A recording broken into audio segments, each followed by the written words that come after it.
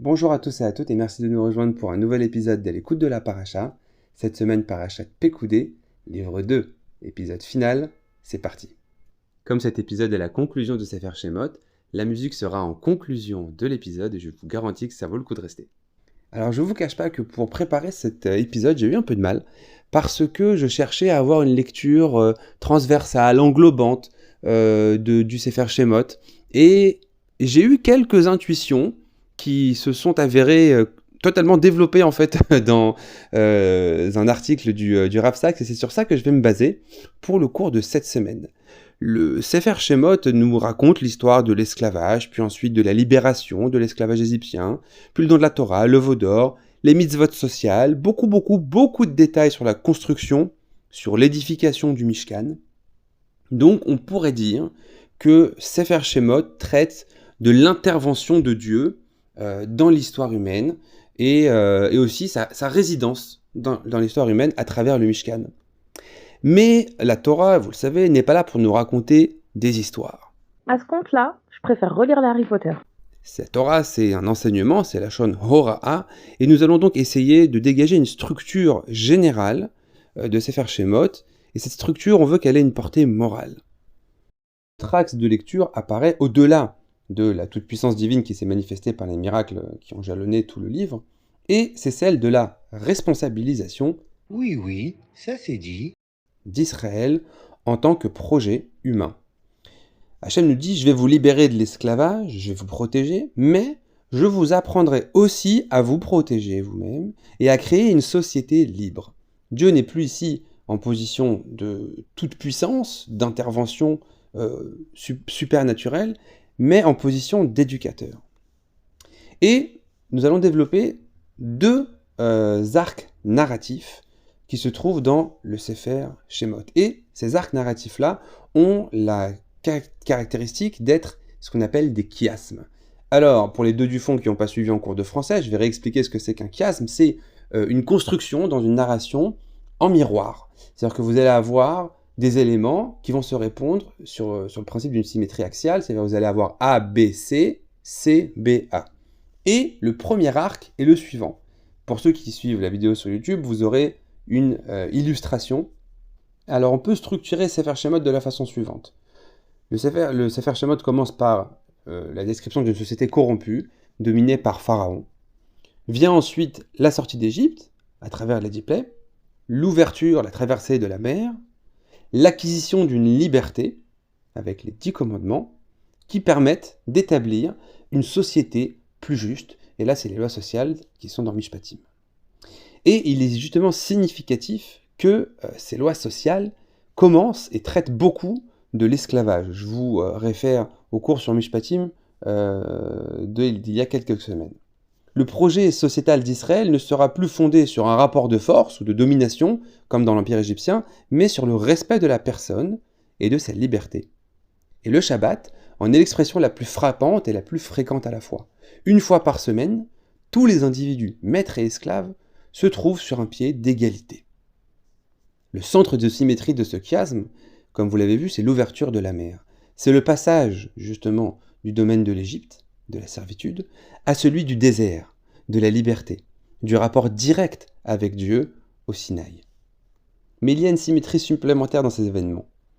L'ouverture de Sefer Shemot se fait par Dieu qui s'adresse à Moïse dans un buisson ardent.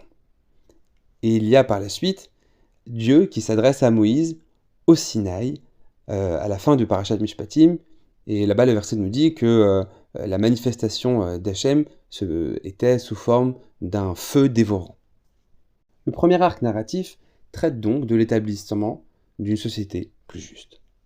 Le deuxième arc narratif s'occupe de la place de Dieu dans la société et qui est représenté par le Mishkan. Il se présente de la façon suivante. Vous avez les instructions relatives à la construction du Mishkan, la mitzvah de Shabbat, le centre du chiasme qui est l'épisode du veau d'or, à nouveau la Torah va nous parler du Shabbat, et puis à la fin du Sefer, la construction du Mishkan. Ici, le centre du chiasme, on l'a dit, il est occupé par l'épisode du veau d'or, qui rejoint ce que Max Weber appelle la routinisation du charisme. Qu'est-ce que ça veut dire ? En gros, c'est comment réussir à transformer des événements exceptionnels en événements quotidiens. Comment faire pour perpétuer une influence inspirante lorsque, par exemple, un dirigeant n'est plus présent? La faute du veau d'or n'émanait pas d'une volonté de faire de la avoda zara, de l'idolâtrie, mais de la crainte de la perte de guidance et d'inspiration que représentait Moshe, et aussi cette révélation divine au Sinaï. Le veau d'or, il venait pallier en fait le vide qui était dû à l'absence de Moïse et à une présence divine qui était invisible.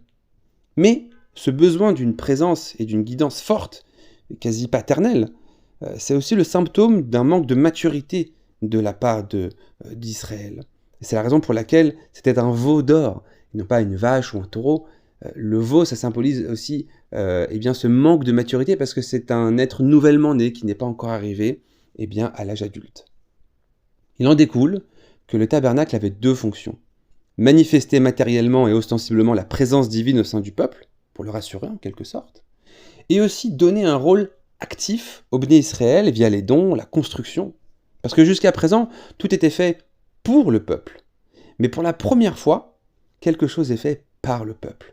Et ce rôle actif, c'est une sorte d'introduction, d'initiation à la créativité et à la liberté aussi, nouvellement acquise par Israël. Le Mishkan et ses rituels, c'était une routinisation du charisme, une sorte de Har Sinaï portatif. Donc on a ces deux arcs-là, société juste et présence divine. Mais quel lien entre ces deux arcs-là? Eh bien, on va proposer que la présence divine est nécessaire à toute société voulant perdurer en tant que société juste, éviter la décadence, les abus de pouvoir, la corruption, etc. Alors ça n'empêche pas d'avoir un dirigeant, que ce soit Moïse, que ce soit les juges, que ce soit un roi, que ce soit une assemblée nationale, mais tout représentant du pouvoir ne sera pas au-dessus de la loi, de l'éthique divine.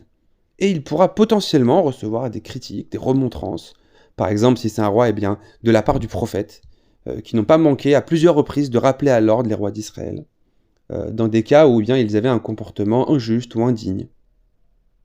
Les représentants du pouvoir sont donc également soumis aux lois, et c'est le cas aujourd'hui dans toute société civilisée. Lorsqu'on nous arrêtons de servir Dieu, nous commençons à servir des hommes. Et c'est le premier pas vers le fanatisme, vers le totalitarisme. Les lois sociales sont donc intimement liées à la conscience d'une présence divine parmi le peuple, parmi une société libre. Mais comme vous aimez bien les surprises, je ne vous ai pas tout dit. Il y a un troisième arc narratif qui, celui-là, est beaucoup plus large et aussi moins évident à identifier. Certains mots de Sefer Shemot rappellent étrangement des passages qui ne sont pas au début du Sefer, mais carrément au début du Sefer Torah, dans Bereshit. Là aussi, il y aura une illustration pour ceux qui suivent le cours sur YouTube. Lors de la création, le verset nous dit « Vayar Elohim et kol asher asa vehine tov meod » et Dieu vit tout ce qu'il avait fait, et voici que c'était très bien. « Vayichal Elohim bayom hashivim elarto asher asa vayishbot bayom hashivim mikol melarto asher asa vayivarech Elohim et yom hashivi » etc.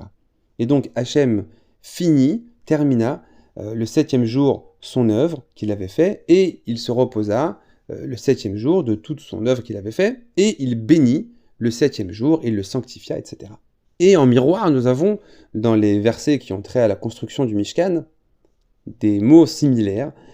Vayar Moshe et kol hamelacha ve'ene asu ota ka'asher tziva Hashem ken asu vayivarech otam Moshe. Et Moshe vit tout l'œuvre qu'ils avaient fait, comme leur avait ordonné Dieu, ils l'ont fait, et il les bénit, Moshe les bénit, Vayichal Moshe et hamelacha, et il termina l'ouvrage. Donc ce n'est pas anodin, ce n'est pas fortuit, vous vous en doutez bien, surtout que les mots se trouvent vraiment à côté les uns des autres, on n'est pas allé piocher un mot par-ci et un mot par-là.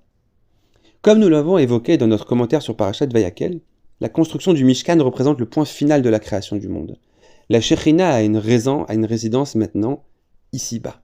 D'ailleurs, le Mishkan fut fini d'être érigé le 1er Nissan, date à laquelle le monde fut créé, selon l'avis de Rabbi Yehoshua dans Masechet Rosh Hashanah. La création humaine vient refléter la création divine.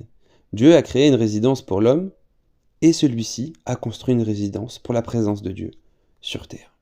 Ce troisième arc peut être représenté de la façon suivante, illustration.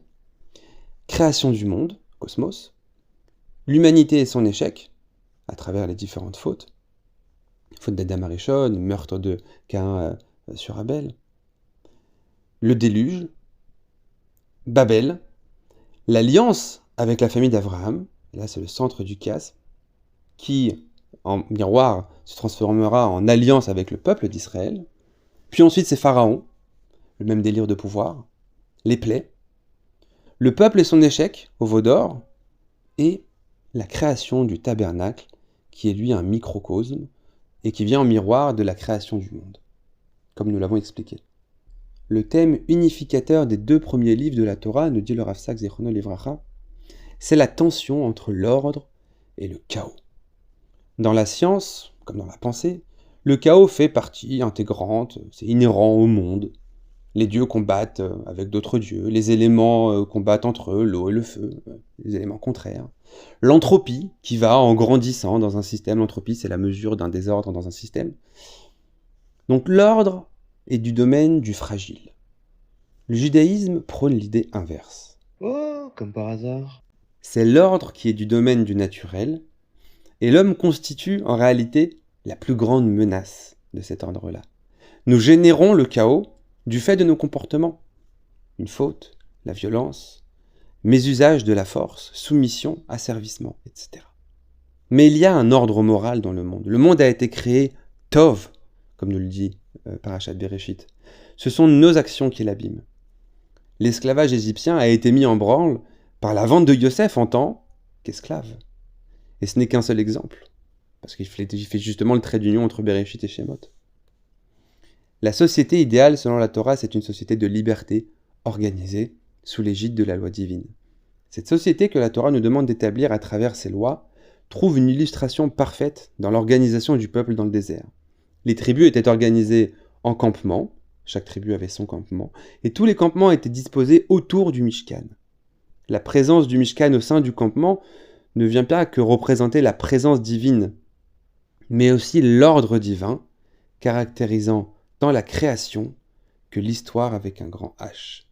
Donc effectivement, Dieu est le créateur, Dieu intervient dans la création, mais nous avons dit au début que Dieu voulait aussi nous donner les moyens de nous défendre, les moyens de créer une société juste. Donc Dieu est le metteur en scène et l'acteur principal, mais ce sont bien nous les héros de l'histoire. Shabbat Shalom et rendez-vous la semaine prochaine pour le début de Sefer Vaïkra.